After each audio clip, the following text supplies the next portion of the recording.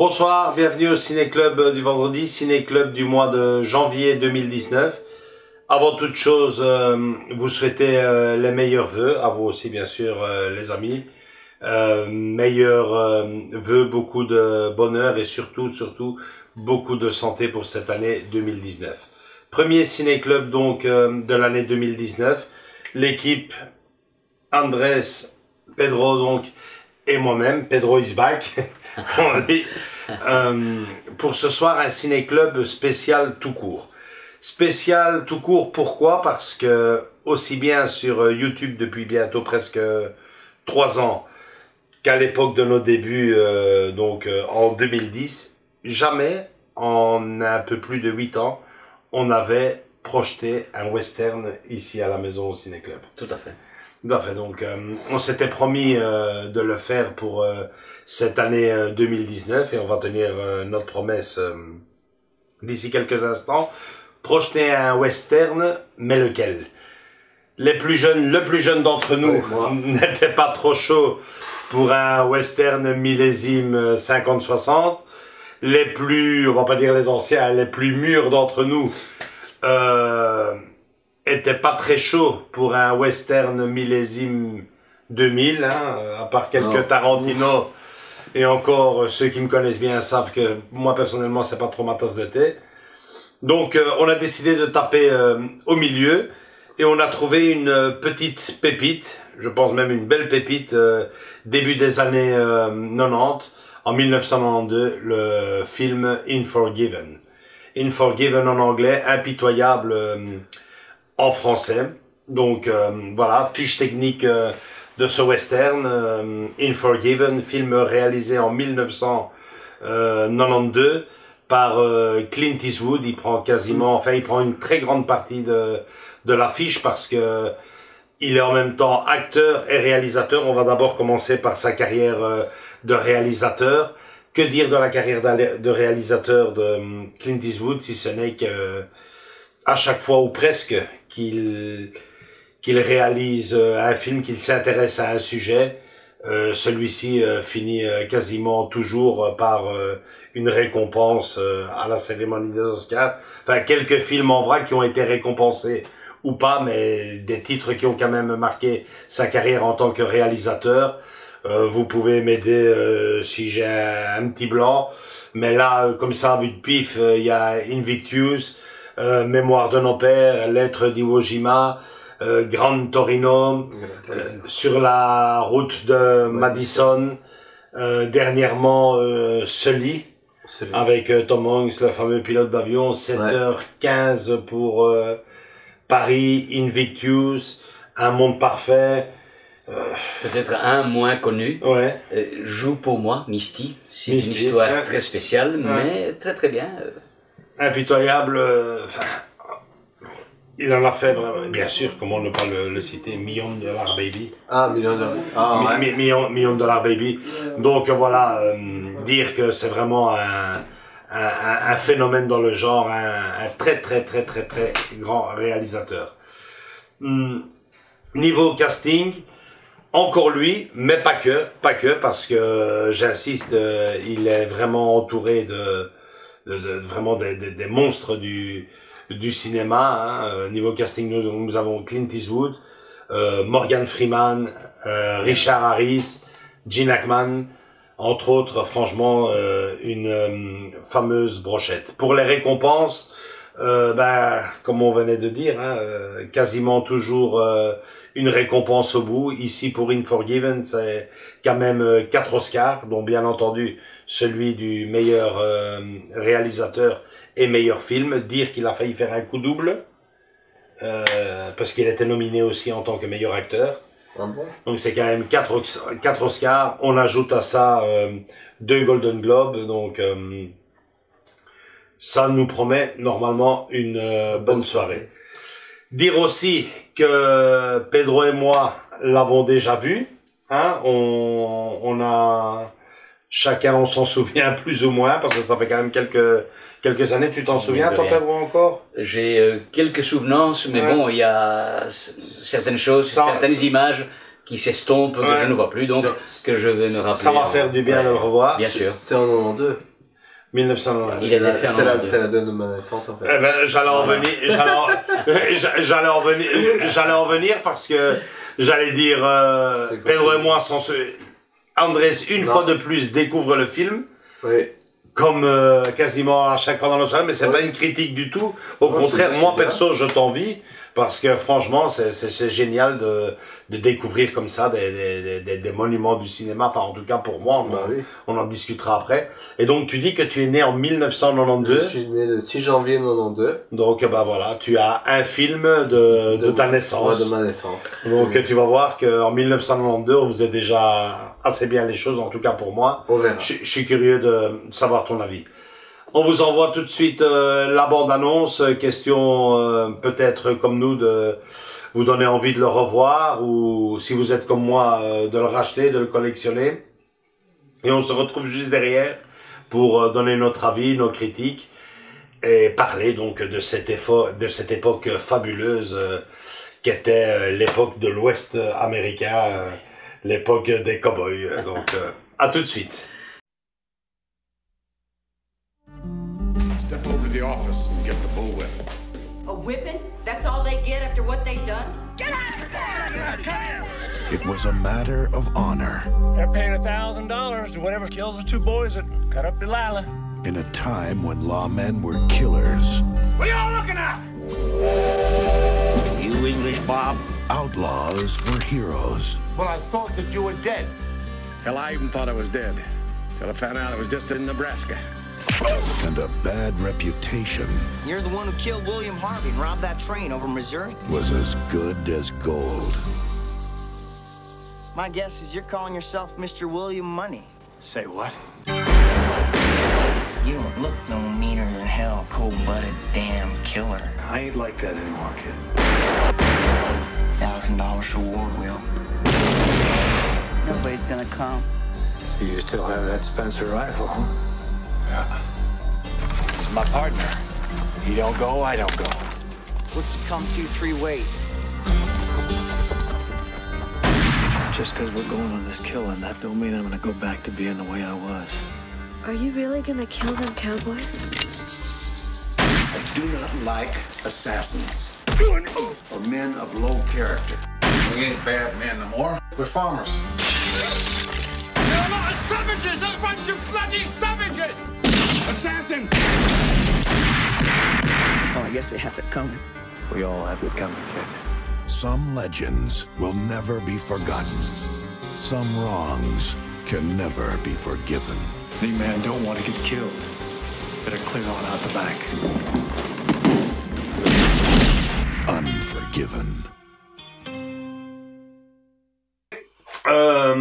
Voilà les réactions du film. Donc déjà, ça faisait beaucoup de temps que je ne voyais pas ce film. Et je suis un peu mitigé, c'est-à-dire que la première fois que j'ai vu ce film-là, ma réaction à moi, c'était qu'à l'époque, hein, en 1992, quand j'ai vu ce film, c'était qu'il y avait un avant et un après western après ce film-là. C'est-à-dire que j'avais l'habitude de voir les western spaghetti avec les petites caricatures du genre qui me plaisaient beaucoup, qui faisaient le charme de ces films-là. Donc, c'est-à-dire que ça flinguait, que une pendaison avait toujours même l'air un peu ironique, voire comique, tout ça. Mais bon, en regardant le film ici, on se rend bien compte que Clint Eastwood maîtrise parfaitement donc son rôle de cow-boy, comme on dit. Il a joué dans les plus grands films, dans les plus grands westerns avec les plus grands. Et pour moi, ce que je constate ici, c'est que il profite de tout ça, hein, il profite de cette expérience pour regarder les ingrédients principaux de ce qui fait un grand western et de rajouter quelque chose. À l'époque, c'était plus flagrant, mais bon, ici, je le ressens encore, mais à l'époque, c'était vraiment beaucoup plus flagrant. Il rajoute ce côté, je vais pas dire sûrement pas gore ni violent, ce côté peut-être véridique, réaliste oui. de ce que devait être la vie à l'époque dans l'Ouest américain, quoi. Donc voilà, il faut savoir que ce film tombe en 1992. Je pense qu'il y a eu des films qui sont sortis dans les années 70-80, mais je me souviens, moi en tout cas, qu'à l'époque, niveau western, tout semblait être dit, quoi. C'était les western spaghetti, c'était le bon, la brute et le truand, et des westerns, et des tonnes d'autres westerns, l'un plus meilleur que l'autre. Mais que bon, pour le sujet, il semblait que tout était dit.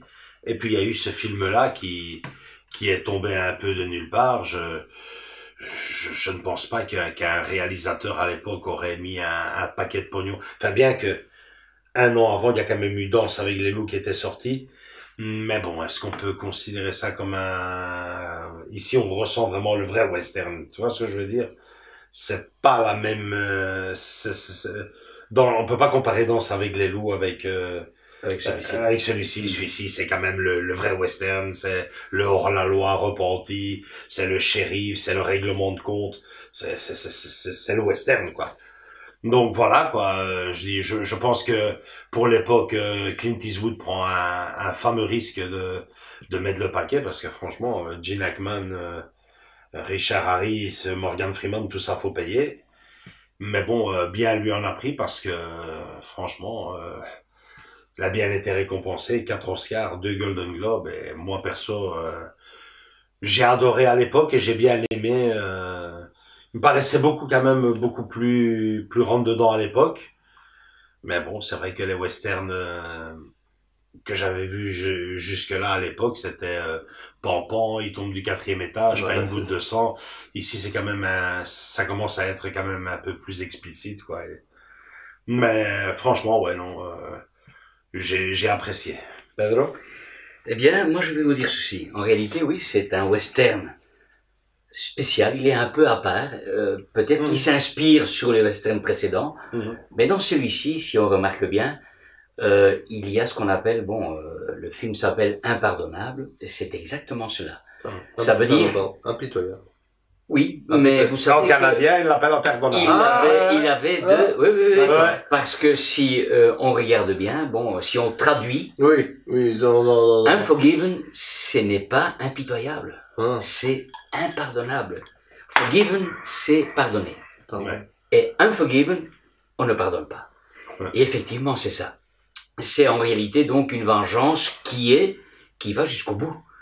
Et on tue vraiment le méchant, parce que il faut dire que le shérif était loin d'être très très blanc dans l'histoire. Hein, parce que c'était un type qui était un pourri, qui était un gars qui estimait que sa loi à lui était la vraie loi, et que tout le reste c'était des salauds, quoi. Comme il devait y en avoir des paquets à l'époque, je suppose. Sans aucun doute. Il devait y avoir des villes corrompues, là. Mais maintenant, ce qui est très bien, c'est qu'il traduit, c'est vrai que la vie des cow-boys, ce n'était pas toujours évident, et que ces mecs-là allaient dans les saloons, et puis rencontraient des femmes, c'était tout à fait logique. Et que de temps en temps, il y avait l'un ou l'autre qui dépassait les bornes, et qui pouvait maltraiter donc ces femmes et avoir des histoires. Mais ici, ce qui me frappe, c'est que cet homme qui avait récupéré, disons, qui n'était pas ces tueurs sanguinaires qu'il a pu être dans le avant, il était revenu à des meilleurs sentiments. Et puis l'attitude de ce shérif avec son copain a fait renaître en lui de nouveau ces sentiments que lui pensait avoir enterrés pour toujours, mais qui reviennent à la surface. Et là, évidemment, il est incontrôlable et il ne pardonne pas. Mais c'est assez particulier. Maintenant, je vais vous dire ceci. C'est un beau film, c'est un film donc, c'est un western, mais si moi je dois prendre un western, c'est pas nécessairement celui-ci que j'aurais choisi. On va en parler après. Voilà, j'aurais choisi autre chose, mais je passe la parole à notre ami Andrés qui nous dise un petit peu sa manière de voir le film. Il détestait le western. Voilà. Pas qu'il détestait, qui avait une autre vision, mais bon, ça je vais entrer dans les détails. Comme je disais à Joachim, moi les westerns, c'est Retour vers le futur numéro 3. C'était cette caricature, c'est ça que tu m'avais dit. Cette version caricature de comme je disais, western. Écoute, Joaquin, moi, voir le gentil se prendre 50 balles et il a même pas le costume même pas... À un moment donné, tu as ça dans le film, hein. Il n'a même pas un pli. Qui n'a même pas un pli, ou même pas rien du tout. Allez, Joaquin... Enfin, moi, non.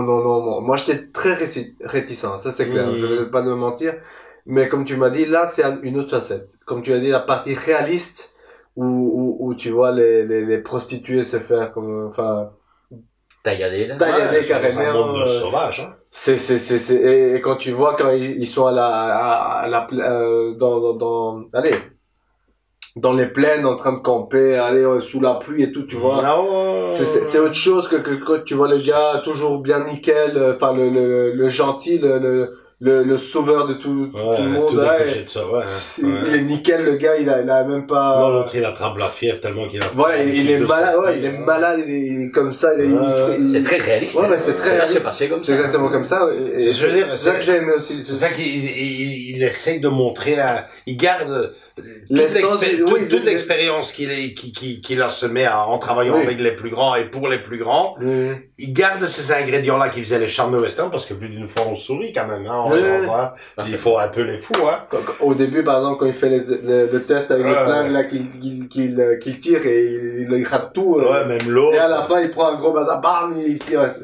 L'autre qui raconte et tout, tu sais, il y a toujours ce petit côté qui fait le charme des westerns est toujours là, mais il montre un côté qui me semble à moi infiniment plus réel que d'autres westerns excellents et exceptionnels que j'avais vus par le passé, magnifiques, avec des décors splendides, même si ici les décors sont pas mauvais non plus, avec évidemment là à la baguette chef d'orchestre Ennio Morricone, c'est ça t'emporte directement, mais là il donne un côté véridique qui fait que moi j'accroche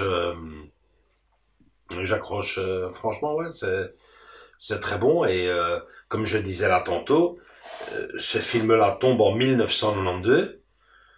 Si je me trompe pas, Le Bon, la Brute et le Truand, c'est 50, entre les années 50 et 61, 55 ou 65. Exactement. Un truc dans le genre. Ouais, c'est ça. Mais entre, ils ont dû quand même faire, enfin, parce qu'il n'y a pas que Le Bon, la Brute et le Truand non plus, hein. Ils ont dû en faire d'autres, mais j'ai pas souvenir de grands westerns dans les années 80, par exemple. Non, effectivement. Disons, le genre, c'était un petit peu oublié, estompé, parce que bon, apparemment, on avait montré tout ce qu'il y avait à montrer, donc, sur les films western. Tout était vu, tout était, et voilà, il n'y avait pas de renouvellement. Mais lui, vraiment, il met une touche spéciale, c'est la touche mais tu t'imagines, Pedro, le risque qu'il prend alors à ce moment-là, dans les années 80. Non, mais déjà dans les années 80, on sait très bien que le cinéma hollywoodien vers quoi il misait, les comédies fantastiques, la science-fiction, films d'aventure, et que ce mec-là te sorte un film pareil avec parce que Gene Hackman était déjà quand même vachement reconnu, hein. Tout à fait. Morgan Freeman, Morgan Freeman peut-être, enfin je sais pas. Quand même, non, il avait déjà Richard Harris. Et Richard Harris, sans aucun doute, aussi un artiste confirmé. Prendre à ce moment-là, ce casting-là, un tel casting, un tel risque financier, un chapeau, quoi. Mais si on regarde un tout petit peu, en tant que réalisateur, Clint Eastwood, est-ce que vous pouvez me citer un film qui n'était pas tellement bon? J'ai pas souvenance de films qui ne m'ont pas laissé quelque chose. Chaque fois que j'ai vu un film de Clint Eastwood, ça m'a toujours laissé... Je pense à plusieurs films, mais chaque fois il y avait une touche tout à fait personnelle à part. C'était le gars. Et attention, c'est un monsieur qui a quand même une mentalité un petit peu spéciale, le gars. Monsieur Clint Eastwood n'a jamais reçu un Oscar. Vous savez cela? Jamais reçu un Oscar comme acteur. Comme acteur. Mais il a dit ceci. Un jour, on l'invite à la fameuse académie au phare, donc, américaine. Et on lui pose des questions. Tiens, dans le fond, là, c'est vrai que vous n'avez jamais été oscarisé, ceci ou ça. Mais moi, je vais vous donner les raisons pour lesquelles je n'ai pas été. Et j'ai lu cela. Et le type, il dit, d'abord, je n'ai jamais eu un Oscar parce que je ne suis pas juif. Première raison. Merde. La deuxième raison, messieurs, eh bien, c'est parce que je gagnais tellement de pognon que ces vieux croutons de l'Académie des Arts ne supportaient pas. Que j'ai tellement eu de succès, que j'ai tellement gagné de l'argent. Comme acteur, hein. Comme acteur, on est bien d'accord. Et alors, la troisième raison, et c'est celle-là la plus importante, c'est que j'en ai rien à foutre. de leur Oscar. Ça, c'est monsieur Clint Eastwood vit à part de Hollywood, on va dire. En partie. Ah, il est pas... Tu sais, il est dans ce monde-là, mais comme réalisateur, il les collectionne. Hein. C'est un phénomène, ce monsieur. Parce qu'attention, il est acteur, réalisateur, producteur. Oui, et ce que je ne savais pas, et compositeur. Il a même composé de la musique, ce type. Bon, oui. Je savais pas ça, par contre. Il a donc vraiment, il a toutes les cordes à son arc. Ben ouais, c'est extraordinaire. Et quand tu vois ses débuts là, dans ces westerns italiens, il fallait le voir. Hein. Ouais. C'était le cigarillo, le poncho sur le dos, son chapeau là, crémis sous les yeux là. Voilà, exactement.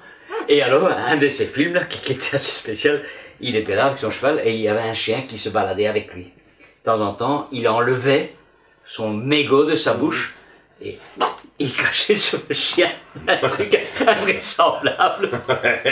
Des histoires incroyables. Enfin bon, c'est vraiment un personnage, c'est un phénomène ce monsieur. Et qui maîtrise tous les sujets, quoi.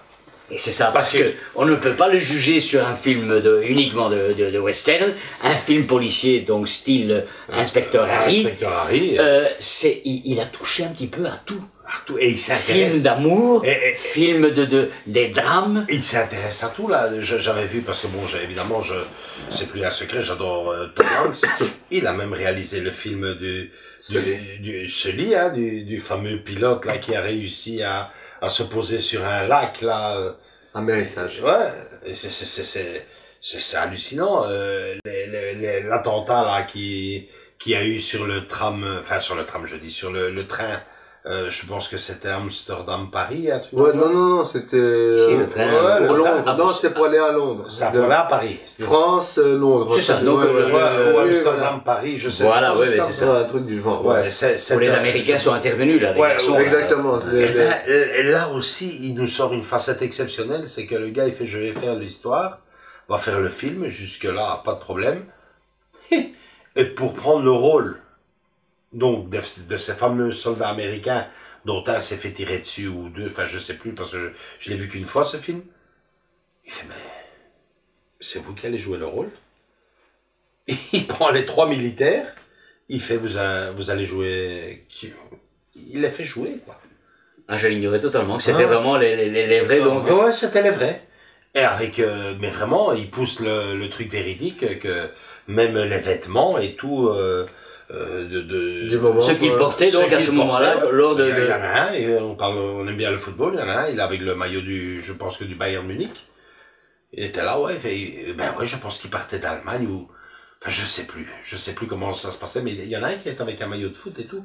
J'ai dit, mais il arrive à pousser ça jusque là, quoi.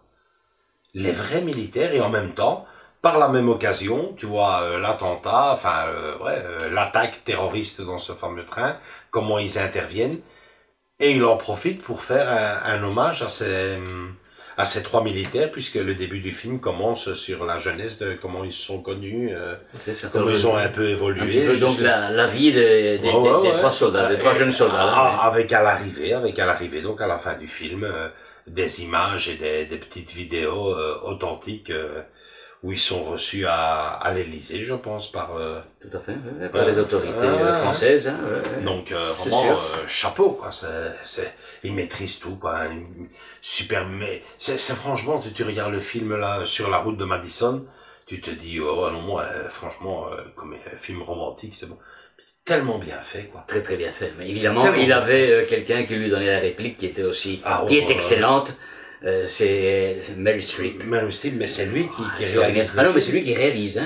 Et qui, évidemment, il réalise et il est acteur. Et tu m'en parlais la semaine dernière, Un monde parfait, avec Kevin Costner et le petit garçon, là. C'est lui. C'est un superbe film. C'est fabuleux. Et je te dis vraiment, c'est un phénomène. On se demande, ce gars-là, un petit peu, moi je le compare un peu à Spielberg. Parce qu'il maîtrise tout, hein. Et voilà, c'est ça, il touche un petit peu à tout, et à tout ce qu'il touche, il est bon. Dans tout ce qu'il fait, il est bon.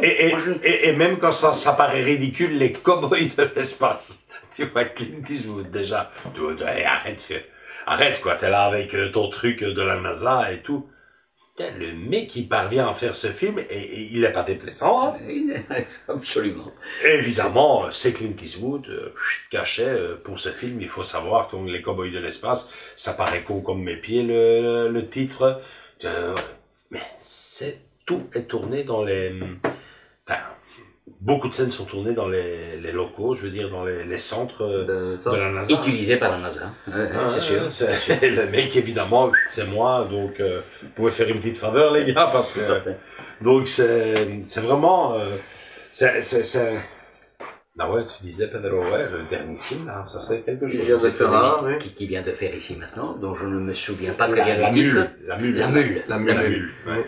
C'est un film, je suis certain, qui va aussi surprendre pas mal de gens. Et surtout, je l'ai vu, il est très... Non, j'ai vu la bande-annonce, c'est ce que j'étais en train de lui parler, parce qu'on regarde un film de Clint Eastwood, j'ai dit, il y a une semaine, le film vient de sortir au cinéma, c'est La Mule, regarde la bande-annonce, et quand je l'ai vu, je le compare là maintenant, mon Dieu, c'est un grand-père. C'est dans le domaine, dans le monde de la drogue. De la drogue, exactement. C'est le trafic de drogue. Le trafic de drogue, c'est une colombe. Mais on le voit, c'est fini, je veux dire, pour qu'il fasse encore un film, c'est un exploit aussi, hein. T'as vu son âge? 92 ans, t'avais dit. Je pense qu'il a... Oui, c'est l'âge d'or du Non, il n'a pas 92 ans, il est né en 1930, c'est-à-dire l'année de ma mère, donc il va avoir 89 ans. 89 ans. 89 ans, c'est déjà... Attention, c'est très bien, mais vous avez vu le gars comme il est conservé quand même? Pour qu'il continue à faire bon, c'est qu'il a une énergie en lui. Oui, dans le monde d'Hollywood, c'est chapeau, quoi. C'est extraordinaire. C'est une machine, comme on dit, c'est une machine, quoi. Oui, c'est une machine, c'est vraiment un phénomène qui a... Parce que on a certains acteurs, il fait un peu froid, non, moi je veux pas, moi, alors que le gars, il a... C'est ça que je veux dire, c'est vrai qu'ici on touche un western, et inconsciemment, Unforgiven, c'est Clint Eastwood, mais c'est vrai ce que tu dis, hein. Bon, moi, mon réalisateur Spielberg, mais on peut parfaitement le comparer. On touche à un mythe carabiné, hein, parce que si l'un te sort des films comme Jurassic Park et l'extraterrestre et le soldat Ryan, la liste de Schindler, il va l'autre avec, quoi, parce que franchement, on en parle et on en est ici toute la soirée. Invictus, fabuleux aussi. C'est ça. Fabuleux, hein. Il aborde des domaines totalement différents et il est bon dans tout. C'est ça. Donc il est aussi bon que Spielberg. C'est pas seulement ça, c'est qu'il est fait, quand on regarde à l'écran en tout cas, si réaliste, naturel, tu vois, c'est pas... Il se rapproche très fort de la réalité. C'est que Steven Spielberg, il y a ce côté un peu, du moins dans beaucoup de films, très science-fiction, en tout cas. Oui, je veux pas dire de la science-fiction, mais lui, c'est plus... Mais il y a plus, hein. Oui, mais... Lui, il te fait des retournements. Voilà, c'est ça. Souvent Clint Eastwood, il te fait souvent des retournements. Comme ici, par exemple, tu te souviens, on était là, ici, on regardait le film. Il dit, tiens, je me rappelais plus quand, Morgan Freeman, ils l'ont buté. Il le fouettait. Et là, le film, boum, prend une autre allure. Jusque-là, c'est plus ou moins ok. Et puis là, même chose pour $1 Million Baby. Avec la boxeuse, là. Ça reste boum. Et puis à un moment donné, ce film il te prend une autre ampleur tout à fait. Où on va là. Non, c'est franchement c'est exceptionnel. Il est captivant, il arrive à faire sortir des trucs. Il est unique, c'est vraiment un phénomène comme on dit. Hein. C'est type extraordinaire avec un tempérament, je ne vous dis rien parce que attention, hein, c'est pas n'importe quel personnage. Hein. Faut pas croire. Lui, il ne se plie pas n'importe quoi. Hein. Il faut pas arriver chez lui, ceci ou ça. Non. C'est comme ça et après c'est tout. Hein. Il faut pas. Il a son nom et il en profite. Le mec. Tout à fait. On parlait aussi, c'est vrai qu'on en parlerait toute la soirée de ces films. Hein, le Gran Torino, le mec. Mais qu'est-ce qu'il joue bien le rascar, quoi. Il grogne et tout. Ce qui est très bien, c'est que tu vois donc au début comme il était compagnon, on dit ce type il est super raciste. Il en a rien à cirer de personne ici. C'est un ancien combattant donc du Vietnam ou quoi. Et tout le reste, c'est pour lui, ça ne représente rien. Et au fur et à mesure que le film avance, on se rend compte que le type, il n'est pas du tout comme ça. Au contraire. Il s'attache au gamin. Hein. Voilà, exactement. Et il est là pour les protéger, pour... Ouais. Non, c'est... Comme quoi l'être humain évolue. Et alors, ça, je m'en voudrais qu'on n'en parle pas, parce que ça c'est trop... Franchement, en tant que réalisateur, je pense que j'ai connu que lui faire une chose pareille, quoi. Les 2 films. Mémoire de nos pères, Lettre d'Iwo Jima. Le mec qui te fait un film sur la bataille d'Iwo Jima, hein, te sort le premier film, Mémoire de nos pères, tu le regardes, tu fais un film pro-américain, la campagne là et tout, tu dis ouais. Puis il te refait le même film, mais vu du côté japonais. Tu te dis, le mec c'est un ricain, il va te casser le japonais, il leur rend un hommage, mais exceptionnel. Et franchement, moi j'ai vu ce film-là, c'était... J'ai préféré tu les as vus les 2? Oui, tout à fait. Moi j'ai préféré Lettre d'Iwo Jima sur la même bataille. Du côté japonais. Ouais, c'est comme si on te ferait un film sur le débarquement de Normandie. Voilà, boum, un film là sur le côté américain. Et l'année d'après, il t'en sort un, mais sur le côté allemand. Alors tu te dis, ouais, il va casser du Bosch. Mais milliard, fabuleux, quoi. Fabuleux.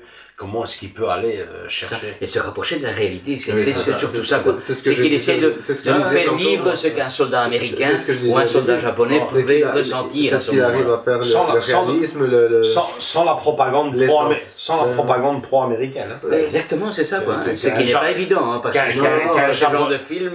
Il faut rester, je veux dire, pas neutre. Oui, il faut rester neutre, c'est ça, et être objectif, oui, voilà, et ne pas pencher d'un côté ou de l'autre. Qu'un japonais te regarde ce film et il finit au bord des larmes, hein. Parce que quel hommage, quel courage ils ont, franchement, quoi.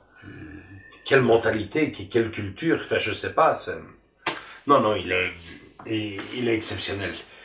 Et pour les westerns, je voudrais surtout, Pedro, te demander à toi, comment c'est possible quand on a un peu plus de 8 ans, on n'est jamais passé à western? On n'aime pas ça ou c'est plus dans le coup? Qu'est-ce qui se passe? Eh bien, moi je vais vous dire ceci. Moi, mon idée était que prochainement, on passe ce qui, pour moi, est la vraie essence du western. Et je vais vous donner simplement un titre que j'ai revu il n'y a pas tellement longtemps, mais que j'ai déjà vu au moins 4 fois. Ouais. C'est Rio Bravo. Rio Bravo. Écoutez, ça pour moi, c'est même la quintessence vraiment du western. Ouais. Tu sais, ces héros ne sont pas exceptionnels, ils tuent pas tout le monde, absolument pas. Cela se passe évidemment aux États-Unis, dans un village, plus ou moins une petite ville, et ce sont des gens qui doivent défendre. Donc tu as le shérif avec ses adjoints, avec leurs défauts, avec leurs qualités, mais il est vraiment bien mené dans des paysages, je ne vous dis rien. Et puis un jeu d'acteur. C'est pour moi John Wayne. John Wayne, tu sais, qui interprète un personnage du western. Ça, c'est vraiment, je pense cet homme, il a été fait acteur pour ça. Tu sais que Rio Bravo, je ne l'ai même pas, hein, Pedro? Tu ne l'as même pas? Non, je dois l'avoir. C'est une lacune qu'il faudra combler à l'occasion. C'est un film à acheter, c'est clair. On va y réfléchir pour la prochaine semaine. J'ai la saga des dollars, j'ai Silverado, l'ancien, ouais. Pal Rider, La Brute et le Truand, bien sûr, Wyatt Earp, celui-ci. Mais c'est vrai que celui-là, et un autre, il était une fois dans l'Ouest aussi. Ouais, il était une fois dans l'Ouest. C'est pas mal, mais Rio Bravo, c'est vrai que... Ouais, et il n'a rien à voir avec les spaghettis western. C'est, pour moi, si on parle film western, Rio Bravo, ça représente vraiment avec ses paysages, donc c'est américain, c'est super, ouais, exactement, avec ses promontoires, voilà, ça. Où tu t'attends à voir des Indiens surgir à n'importe quel moment, des trucs comme ça c'est, et Rio Bravo, c'est vraiment très très bien. Alors, je vais pas dévoiler un peu l'histoire, mais il y a des scènes, il y a des trucs qui sont... qui là, il y a des Indiens et tout. Mais non, attends, justement, je me pose la question, des Indiens, je ne suis pas sûr qu'on en... Non, il n'y a pas d'Indiens dans Rio Bravo. Mais c'est extraordinaire. Et pour toi, Danse avec les loups, parce que c'est pas un western. On peut pas tellement le classifier, on peut pas dire, voilà, c'est vraiment un western. C'est un peu spécial comme film, c'est pas... Il sort un peu de l'ordinaire, enfin, des films western tels que moi, je me les représente. Pour moi, le western typique, c'est celui-là que je viens de vous citer, là. Et tu sais que dans l'histoire, ben bon, on en revient de nouveau aux Oscars qui ne récompense surtout à nous deux, à notre sens, à nous deux, pas souvent un film à sa juste valeur, mais qu'il y a eu très peu de western oscarisé comme meilleur film. C'était le troisième, lui. Le troisième. C'était le troisième. Et je pense que dans les trois, je sais pas qu'il y en a, est-ce qu'ils mettraient pas, ou alors ils comptent 4, autant on emporte le vent dans un western, dans la catégorie western. Parce que Est-ce que c'est un western, celui-là? Mais je me donne. C'est la vie dans le Far West. Est-ce que dans les 3 westerns qui ont été oscarisés? Mais je t'avoue que les 2 autres, je ne les ai pas en tête. Moi, je ne pourrais pas. Je pense que c'est. Mais peut-être qu'autant on emporte le vent. Je pense que c'est Rio. C'est possible? Rio Bravo. Je pense que lui doit être dedans, mais je pense que c'est Rio Bravo. Je peux pas le certifier. Et donc le bon, la brute et le truand, niet quoi. Non. Non, le bon, le goût de la truand, ça c'est du spaghetti western. Avec tout le respect, parce que bon, j'ai passé des très bons moments avec ces films aussi, bien sûr. Mais il faudrait qu'on essaie de voir quels sont les 2 autres westerns qui ont eu un Oscar. Tu fais vite une petite rush. T'as plus de trucs? Non, j'ai plus de temps. Bon moi je vais un peu jeter un coup d'œil ici, mais c'est vrai que... Coupe. Ouais. Et puis, on a aussi cet homme extraordinaire qui a fait des films western. Il n'en a pas fait beaucoup, mais très bon. Oscarisé dans le cinéma. Henri Fonda, hein, le père. Hein, moi, j'adorais cet acteur. Il n'a eu un Oscar quand il était mort. Un Oscar à titre posthume. Posthume, pardon. Je sais pas, les Oscars du western, 1960. Oh non, Ben Hur, Titanic, avec quoi tu viens? Et le western oscarisé du meilleur film. Alors, nous avons, en 1931, La ruée vers l'ouest. On n'était pas dans le mauvais. En 1940, Autant m'emporte le vent. Mais est-ce que tu peux considérer ça comme un... Il y a à boire et à manger. Ouais. Et puis en 1991, Danse avec les loups. Et en 1992, Impitoyable. Donc, nous avons... Danse avec les loups. 4.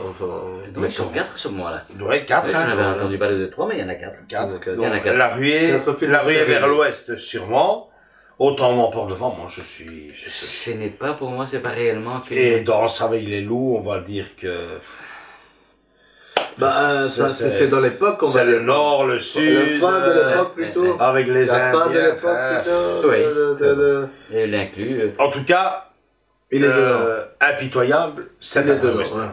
Ça, c'est un vrai western. C'est un vrai western, celui qu'on a vu ce soir. D'autant plus qu'on a quelques petits clins d'œil. Mais si, franchement, tu vois que c'est un cinéma qui, un thème qui n'est pas mort du tout. Il n'est pas mort du tout, ce genre de cinéma. Le western n'est pas mort du tout parce que figure-toi que dans un tout autre domaine que le nôtre, par exemple dans le jeu vidéo, il y a un jeu qui vient de sortir et à mon grand étonnement, tu voyais mes enfants, un engouement incroyable. Ce jeu-là s'appelle Red Dead Redemption. Red Dead Redemption, donc c'est un film de western. Et que tous les petits jeunes là étaient surexcités pour aller le chercher. Mon fils a pris sa veste. C'est un simulateur de vidéo western. Et c'est vraiment, je peux t'assurer, j'ai vu ce jeu-là tourner.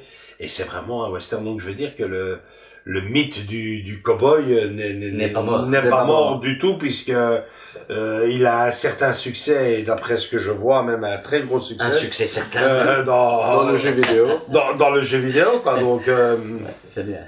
Mais souvent, je veux dire, dans le cinéma, souvent, quand on prend des risques comme Clint Eastwood a pris ici pour Impitoyable, mettre le paquet, dernièrement, ça marche, quoi. Enfin, dernièrement, je veux dire, à l'époque, en 1992, on en parlait, le mec, il prend un risque carabiné. Je vais m'entourer de très gros acteurs, je vais mettre un cachet, je vais faire une super production sur un thème qui paraît complètement mort, mort et enterré. Le western, boum, ça a marché. Il y a quand même quelques années, mais James Cameron avec le Titanic, il a voulu faire un film, boum, même chose.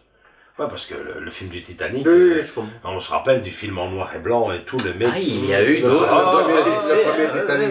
Il y a eu le Poséidon, qui était aussi un film catastrophe, donc sur un problème d'un paquebot aussi. Et plus étonnant encore, et là ça a marché pendant quelques années, le thème du péplum, hein. Mais ça c'est totalement perdu, ça. Hein. Ça fait des années qu'on ne le voit plus, et c'est dommage parce qu'il faudrait revenir un petit peu, essayer de mais il avait ressuscité dans les années 90. Oui, juste après, même dans les années 2000, il y avait... Les années 2000 Oui, il y avait un film avec... Mais bon, je veux dire... Ça fait quand même déjà, moi je dirais quand même il y a eu une vingtaine d'années... Non, mais moi, il y a un moment donné où ça revient à la mode... Il y a eu 3, pas Robin des Bois, mais... Gladiateur, on peut le mettre. Non, après Gladiateur. Après Gladiateur. Mais 3, ça c'était... 3 aussi c'était bon. 3 c'était très bon, hein, c'est... Ah oui. Puis ils t'ont sorti Alexandre le Grand aussi qui est sorti. Le Clash of Titans, c'est comment ça? Ouais, le Choc des Titans. C'est un remake d'un film qui avait... Non, mais je veux dire... Mais il y a les Trois Mousquetaires, il n'y a pas un film vis-à-vis des Trois Mousquetaires ou... Si, avec Depardieu, Jeremy Irons, c'est... Tout à fait, mais bon... Le Masque de Fer. Mais ça, c'est un autre style. Avec Gérard Depardieu. C'est et les Trois Mousquetaires aussi. Et puis DiCaprio aussi, qui a joué aussi dans un film où il était le frère donc du roi là. Et ça c'était le Masque de Fer avec DiCaprio. L'homme au Masque de Fer avec Jeremy Irons et Gérard Depardieu qui faisaient les Mousquetaires.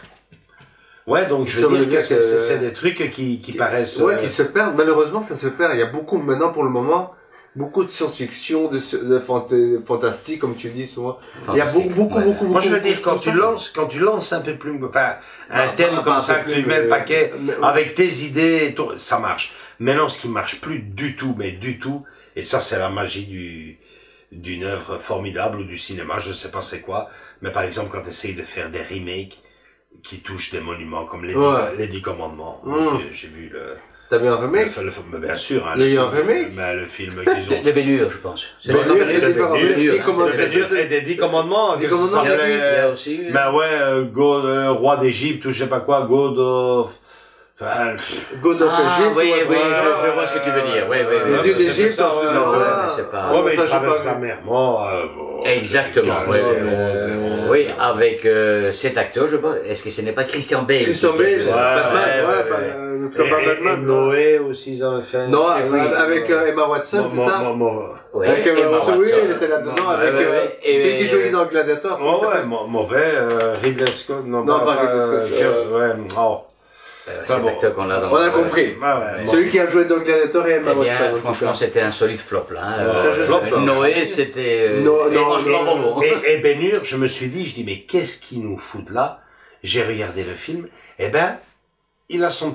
On va pas comparer à l'original. Mais il y a une petite pirouette finale qui fait que ce film-là, son petit style, mais voilà quoi, je veux dire que souvent quand les réalisateurs se disent on va faire les choses sérieusement, pas copier, mais on va relancer un sujet en mettant le paquet, ben souvent ça marche quoi. Et ça dépend qui le fait aussi. Bien sûr, la plupart du temps, ce sont des gens qui ont une belle expérience. Ouais. Parce que bon, le Titanic, évidemment, c'est extraordinaire. Alors qu'il y a déjà eu des essais avant lui. Mais lui, bon, il a porté ça. James Cameron a porté Cameron, c'était extraordinaire. Hein. Mais attention, c'est que cet homme, le Cameron, il est obsédé par le Titanic. Hein. En dehors de son film. Que pour le Titanic. Non, mais je vais te dire, le Titanic, ça fait des années que le gars a financé des expéditions dans le grand Titanic. Attention, l'homme, il est vraiment obnubilé, hein, et il a convoqué des gens vraiment qui sont concernés par ce genre de... Et il a payé, il a investi, il finance. Non, vraiment, il veut avoir le fin mot de l'histoire. C'est grâce à des réalisateurs comme ça qu'on passe de belles soirées. Tout à fait, bien sûr. Parce que franchement, c'est magnifique qu'on te sorte des trucs pareils. Hein. Voilà, donc Pedro, toi ton western préféré pour rester en western, Rio Bravo, sans aucune discussion possible. Sans aucune discussion. Rio Bravo. Rio Bravo, donc je vous dis les acteurs, John Wayne, les acteurs principaux, Dean Martin, qu'on retrouve là dans ce film, et qui joue un rôle, je trouve, très très bon, très très bon. C'est vraiment deux bons acteurs. Évidemment, John Wayne, lui, pour moi, c'est le monument du western. Parce que bon, il n'en est pas à son coup d'essai, le gars. Hein. Je ne vois pas cet homme dans un film western. Il fait tout. Il fait tout. C'est vraiment le centre de l'histoire. Mais pour moi, Rio Bravo, à tout point de vue, c'est le film western de référence. Par excellence, oui. Et toi, Andrés? Mon western à moi, c'est celui qui il a vu. Celui que moi que j'ai connu, c'est le bon, la bête et le truand, quoi. C'est le bon, la brute et le truand. C'est le classique par excellence, quoi. Attention, on va dire il y a 40 ans. Oui, mais moi, j'ai pas connu d'autres, comme j'ai dit à Joachim, je connais la facette caricaturale, c'est ça? Du western où, comme je dis, c'est pas la même image que j'ai pas grandi avec l'époque les cowboys et les indiens. Moi, c'est plutôt la science-fiction et les films d'action qui vont avec. Mais bon, voilà, j'ai grandi aussi en partie avec la petite maison dans la prairie, on n'a pas parlé. Avec ça aussi. Et ça, c'est intemporel parce que c'est une autre facette, évidemment. C'est une autre facette, mais c'était la vie dans les champs et tout ça. Exactement. Voilà, c'est ce que je disais, j'ai un peu peur que ça soit un peu comme ça, ça va être un peu, oh non, ça, voilà, mais bon, comme j'ai dit, je connaissais pas du tout, et là, il me fait découvrir un film, où ça mélange un peu des deux, le réalisme et et un peu les petits, clins d'œil par rapport au film de western de l'époque. Et j'ai aimé, mais bon, moi c'est un autre monde, on va dire, que je connais plus, mais bon, voilà, j'ai apprécié, je dis pas non. Mais ben moi, je vais sûrement me faire critiquer parce qu'en plus je suis espagnol, les plus beaux westerns ont été tourné chez toi. En plus chez nous, en Andalousie. D'abord en Espagne, parce qu'en espagnol, et en Andalousie, donc je vais te sortir mon western préféré est un western qui est souvent critiqué par les experts et qui pour moi, franchement, j'ai adoré ce western. D'ailleurs, j'ai voulu le proposer, mais bon, c'était trop long et on a fini par prendre celui-ci, c'est Wyatt Earp, basé sur un fait réel. Et j'ai adoré ce film. J'ai vu ce film et je me suis dit, waouh, ça pour moi c'est épopée à Hockey Coral. Hockey Coral, c'est fabuleux. Moi j'ai adoré ce film. Et attention, quelle version, parce que tu sais qu'il y a eu plusieurs versions de ce film. De cette période-là. Tu sais que à ce qui paraît pour les experts, comment ça s'appelait? Touchstone, c'est un distributeur de films. Non, pas Touchstone, comment ça s'appelait? Mais l'acteur, tu te souviens un des acteurs du film de Wyatt Earp? Oui, c'est Kevin Costner. Hein. Kevin Costner. Mais ils en ont fait juste un avant ou après, et il s'appelait Tombstone ou... Oui, il avait le nom d'un gars, le nom d'une... et à ce qui paraît, c'est sur le même sujet, mais il semblerait qu'ils sont encore meilleurs que celui que Wyatt Earp. Mais moi, Wyatt Earp, bon, en plus, à l'époque où je l'ai vu, c'était l'époque par excellence de Kevin Costner, qui était l'acteur par excellence. Bon, Robin des Bois, Kevin Costner, Wyatt Earp, Kevin Costner, Bodyguard, aussi. Exactement. Et puis à un certain moment, il a décliné. Et puis il a décliné, c'était hallucinant, quoi. Mais c'était mon western préféré que je n'ai pas vu depuis déjà pas mal de temps. Mais bon, c'est effectivement. Et que, on y reviendra peut-être encore sur un western, de toute façon. Parce que bon, on connaît plusieurs facettes, des facettes distinctes de ce qu'on... De toute façon, le cinéma, là on a le temps, pour faire des ciné-clubs ici, là. Si on doit se faire encore d'autres ciné-clubs, oui, c'est open, comme on dit. Ouais. Donc c'était, toi c'est? Moi c'est Wyatt Earp, Rio Bravo. Et Rio Bravo, c'est le mien. Et toi, le bon, la brute et le truand. Il y a une justice, parce que forcément, le bon, la brute et le truand, Ouais, c'est la musique, c'est la musique, les regards, et notre ami les scènes. Eastwood est là déjà. Oui, c'est lui. Clint est là. Et t'as les, on va dire, les bases du western de l'époque, comme on dit. Non, mais c'est vrai, il a son charme, on le revoit avec plaisir, sans aucun doute. Et puis la musique, évidemment. Hein. Parce que bon, ici, par exemple, Rio Bravo a une belle musique, mais ici, Le Bon, la Brute et le Truand, c'est assez spécial. Une fois que Monsieur Morricone se met un peu dans l'histoire. Ouais, c'est ça. Un western, c'est quoi, c'est ça. Et la musique d'un western, c'est quoi, c'est ça. C'est ça. D'ailleurs, André, je me disais, pour le montage, je vais dire, bah non, c'est ça la musique du Bon, la Brute et le Truand. Non, comme on fait d'habitude, tu mets la musique du film qu'on a vu. La bande originale. Ouais, la bande originale, quoi. Donc, bon, pour conclure, garder, zapper, acheter, enfin, moi, personnellement, on dit toujours, hein, le top 100, si tu dois te faire une collection avec 100 films, 100 DVD, 100 le film de la soirée, qu'est-ce qu'on fait? Est-ce que tu conseillerais de le regarder, de l'acheter ou de le zapper? Moi, il y a tellement peu de western, de western, de bons western, de bons western. Enfin, en tout cas pour moi, sur 100 films, si tu dois avoir 4-5 westerns sur 100, c'est pas énorme non plus. 5 bons westerns. Moi, je pense que si tu fais une petite collection de 100 dans le top 100, pour moi, il rentre à garder, à acheter, Acheter. Je suis de ton avis, c'est un film qui mérite la peine de l'acheter et de le garder. C'est une référence. Et toi, André, Bien sûr, de découvrir une facette du western, de ce monde-là, évidemment, et de l'acheter, ça dépendra si tu aimes ou tu aimes pas, ben, moi j'ai accroché. Non, si tu veux faire une collection. Oui, une bonne collection, oui, bien sûr. En tant qu'amateur de cinéma. Comme a dit Joachim, il y en a tellement peu. Si, il y en a beaucoup, il y en a énormément. Il y en a beaucoup, oui, mais il y en a tellement des bons films où tu te dis, regarde-moi ça, regarde-moi cette scène. Tu vois, c'est ça. Il y en a pas de masse. Il y en a pas de masse. C'est ça que je dis. Des navets, c'est comme dans tout, quoi. Des navets, j'en ai une pelletée, mais, des bons. Je veux pas vous embêter, mais, c'est un top 5 de western, Pedro. Top 5 de western? 5 westerns. Bien. Évidemment, je vais revenir à Rio Bravo, ça est un. Il y a un film avec Henry Fonda, dont je n'arrive pas maintenant à revenir sur le nom. Henry Fonda, excellent acteur, qui a reçu un Oscar quand il est mort. Jamais pendant sa vie donc d'acteur. Il est excellent. Henry Fonda était à la tête d'une garde. Ils étaient une cinquantaine d'hommes de loi. Il allait à la recherche de bandits. Enfin bon, il devait défendre une cause. Et le titre de ce film, je n'en reviens pas, mais lui, je le mettrai dans les 5.